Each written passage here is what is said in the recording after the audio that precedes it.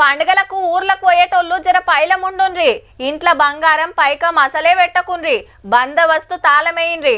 పక్కింటోళ్ళకో ఆడకట్టు పెద్ద మనుషులకో మాట చెప్తే ఓ కంట కనిపెడుతుంటారు. మళ్ళా ఎందుకు అంటారా, హైదరాబాద్లకు దొంగన్నలు దిగిండ్రట.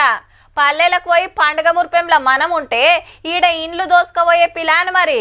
సరే ఇక పోలీసుల వారితోటి ఉంది, చూద్దాం పాన్రి.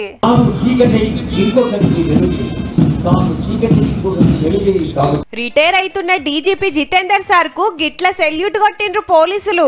సారు పెద్ద పోలీస్ అయి 14 నెలలు. కొత్త డీజీపీ శివధర్ రెడ్డి సారు కూడా వచ్చిండు.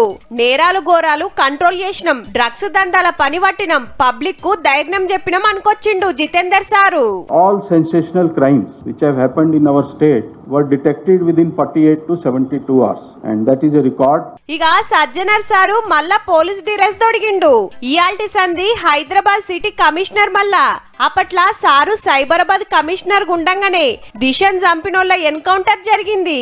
4 గంటల కాంచి ఆర్టీసీల డ్యూటీ. ఆఖర్నాడు బస్ స్టాప్ కొచ్చి బస్ ఎక్కి టికెట్ కొని అందరితోటి ముచ్చట పెట్టిండు. మళ్ళా పోలీస్ అయిండు కాబట్టి ఇప్పుడెంత రువ్వడి చూపిస్తాడో చూడాలే మరి. నేను డ్రంక్ డ్రైవర్స్ వదిలే ప్రసక్తి లేదు. ఇది ఒక road terrorism. They are all equal to terrorist అంతే. ఇంకా వాళ్ళు తాగిన మట్లు ఎవరిని చంపుతారో తెలియదు, వాళ్ళు చచ్చిపోతారో తెలియదు. వాళ్ళు రోడ్ ఎక్కితే అవుతుంది. ఇట్స్ లైక్ సూసైడ్ బాంబర్ అని అంతే. ఒకరిని చంపొచ్చు, ఇద్దరు చంపొచ్చు, ఒక 4 కూడా చంపొచ్చు. ఇక చౌహాన్ సార్ కూడా మళ్ళా పోలీస్ డ్యూటీలకు రాబోతుండు.